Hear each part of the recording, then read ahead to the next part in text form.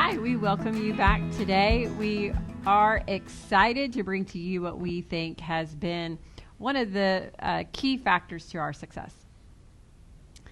I actually get a chance, I'm just going to interview my husband for a minute about this topic, which is really just reading and listening to podcasts. And the reason I'm going to interview him is because really this is his strength and his sweet spot. We try to develop a culture in our business, in our marriage, in our home of being constant learners and choosing to grow through the hard things that we go through. We have that in common.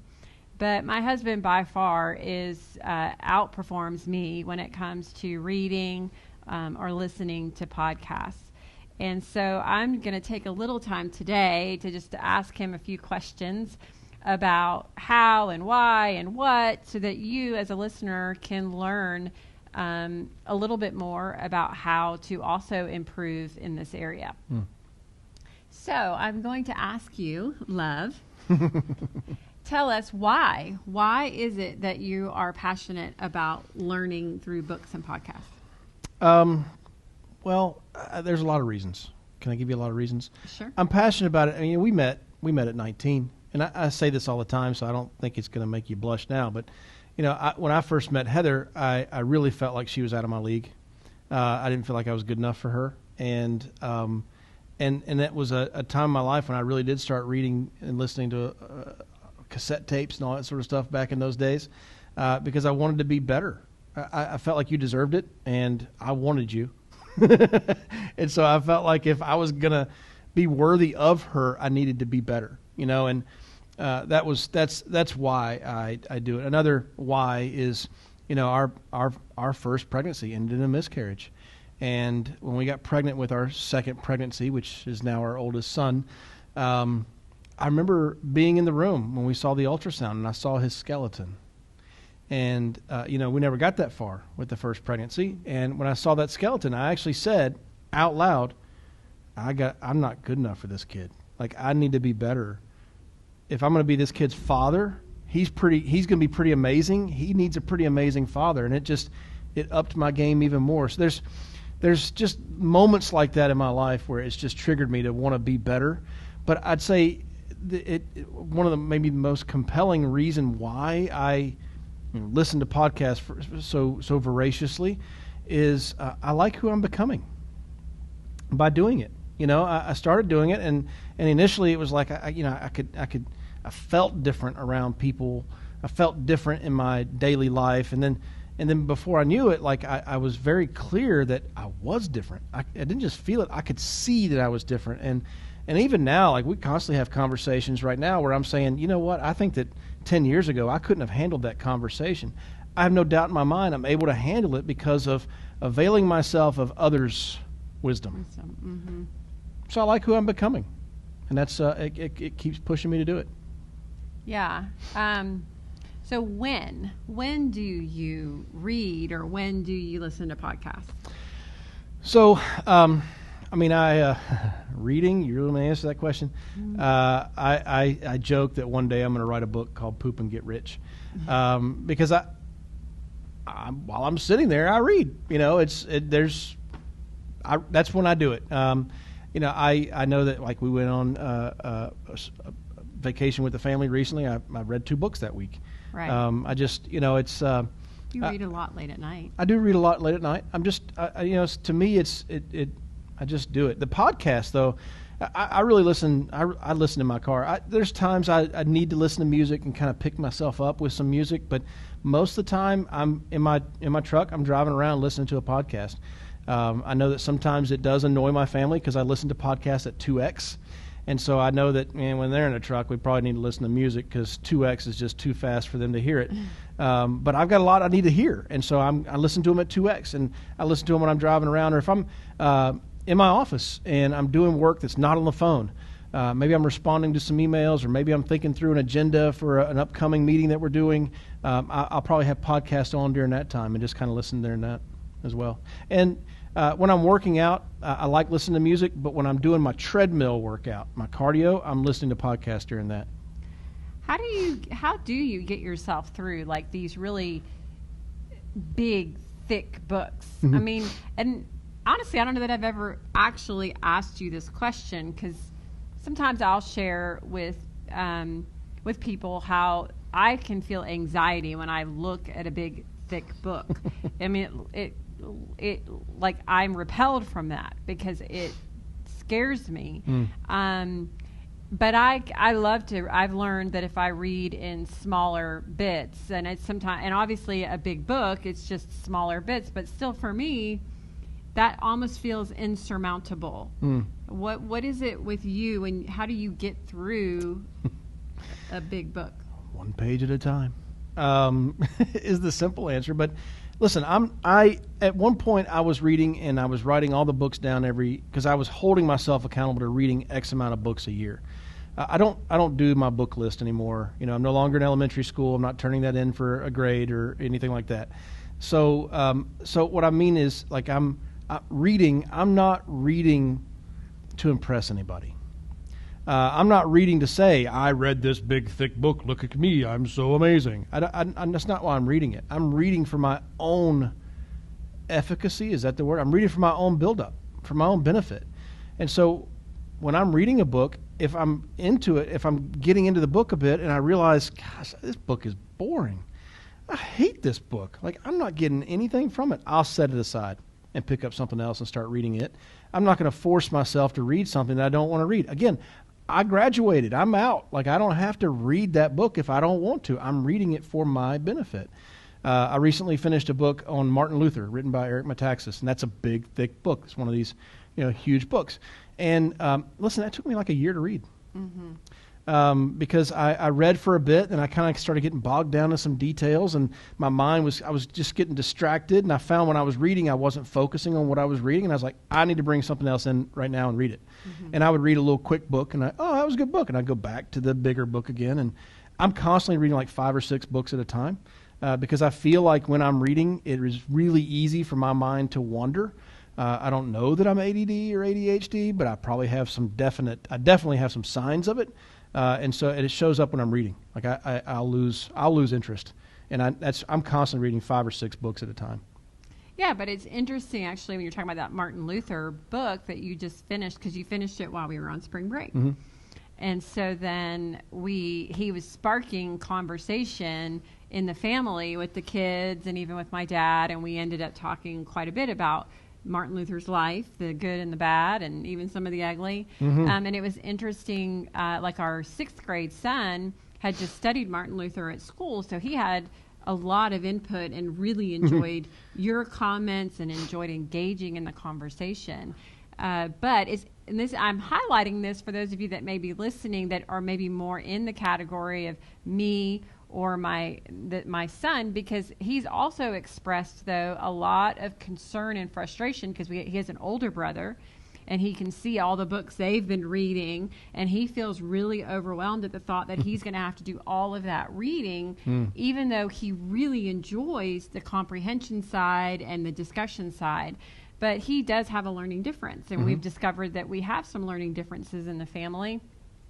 And so sometimes that can play into, I've tried to help him understand that just because you see a book and you feel anxious, it doesn't mean that once you've consumed the book, you're not more than capable as anyone else to understand it, comprehend it, and learn from it. So sometimes even audiobooks can be important for people like that. But I also think, like you're saying, just that freedom to say, I'm not performing for anyone. Yeah. I'm simply reading for me and what interests me, and small bites are more than acceptable to help people get through books. Yeah, and one of my favorite authors and speakers is a guy named Andy Andrews. I love listening to him. The Professional Noticer is his podcast. Good listen. But I've heard him say that when he was in school, he hated history. But then when he became an adult and just was reading for his own benefit, he ended up loving history. And I found the same thing. Like, I found, like, when I was in high school, I remember taking U.S. history and just all these dates and, all the facts and figures, and even in college taking a history class and just it was too much memorization. But now I love reading biographies and autobiographies. Those are like my favorites to read, because you hear the stories. Mm-hmm. It's not that in 1492 Columbus sailed the ocean blue. You're hearing the stories of what was happening on the boat. Right. You're hearing the motivation behind the launch and the trip. I mean, the stories are so good, and I think that's one of the things I love about reading. And even with our middle son there, his hesitancy to read would be different if he understood that he's going to be entertained by the story. I mean, we all love to be entertained, right? But reading, if it seems like it's not going to be entertaining, it's going to be a chore, and there's a bunch of how-tos and bullet points. I don't know many people that actually enjoy that kind of reading. Everybody likes the stories. Yeah.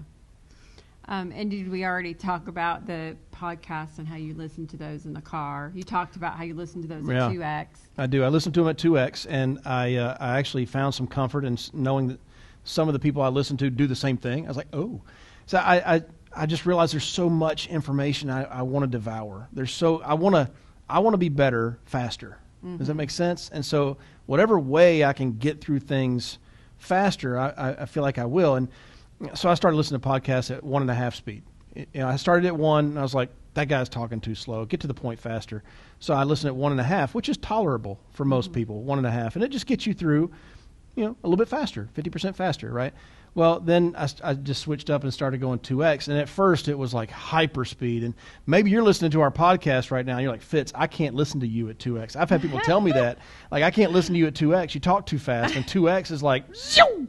Well, I can't. I get that, right? There's some podcasts I have to slow down. I was just listening to an interview recently, and the guy that was being interviewed just talked too fast for a 2X. But I like listening to it fast. One of the guys that I listen to that listens to it at 2X is a pastor out of Oklahoma called Craig Rochelle. His name's Craig Rochelle, and his podcast is Craig Rochelle Leadership. He's a pastor of a church, and this church is one of the biggest churches in the country. And if you happen to have a smartphone that's got the Bible app on it, most likely it's the YouVersion Bible app. His church put that out. But his podcast is not about being a pastor. It's not about churchy stuff. It's about leadership principles. And frankly, John Maxwell is the foremost authority on leadership. And when John Maxwell, and he will be forever, until John Maxwell passes and is gone, then Craig Rochelle, I believe, will step into those footsteps. I love that podcast. I learned so much from it. I am always blown away by him that he's able to take 4 hours of content and put it into 20 minutes. Right. Very palatable. I don't like long podcasts, which hopefully you noticed our podcasts aren't that long. 'Cause I get bored. If I'm listening to a podcast, it's normally 10, 15, 20 minutes, and all of a sudden I got an hour and a half. I'm going to give them 10, 15, 20 minutes on that hour and a half to catch my attention. If they don't, I skip it and go to the next one. Again, I get distracted.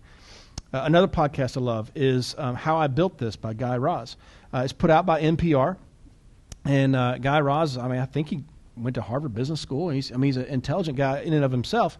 But what he does in this podcast is interview entrepreneurs that had the struggle, and fought through and didn't make it as fast as they were going to, had the whole thing going.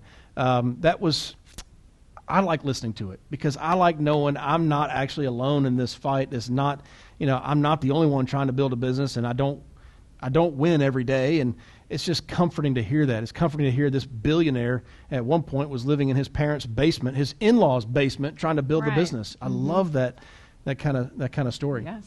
That's really, those podcasts give you, we've talked a lot in this podcast about that business ownership mentality. You realize it's really encouraging, inspiring to hear what the stories that people go through. Yeah. What's another podcast? Well, the last one I'll toss out, because I don't want to go too long, is Patrick Lencioni has one called At the Table. He's got a company called The Table Group, and you can search this wherever you get your podcast. But it's a shorter podcast. I tend to gravitate towards those, 15, 20 minutes. He's sitting around. He's the CEO of this company. He's sitting around with some of his key people at his company, and he's written amazing books. One of the books, the first book I read of his was called The Advantage, which is a great book, and a lot of what we do on a daily basis, I feel like, has been shaped by him. But the way he says it, I don't have his intro perfectly quoted, but what he says is basically we're trying to figure out how we can make work not suck. Yeah. It's kind of what he said. That's actually the words he uses. Yeah, because he wants people to kind of get into their passion and sweet spot of life. Yeah, how to make work not suck. And I go, I'm in with that. And back to the Craig Rochelle, I mean, he always, at the end of his podcast, he's always like, hey, people would rather follow someone who's always real than someone who's always right. Yes. And I remember the first time he said it, I was like, yes, what a great leadership principle. Just be real, man. Anyway, I could go on and on about all those. Yeah. Well, obviously your action item today is to maybe try out one of those podcasts. Yeah. Maybe try out all of them. Maybe you're going to start listening to them at 2x. Maybe you felt the strength today to do a little more reading than you were doing before. Or you felt the freedom to read what you wanted to read or in the way that you wanted to read. So know that that is one of the greatest secrets to success, is simply approaching life with an attitude of wanting to learn.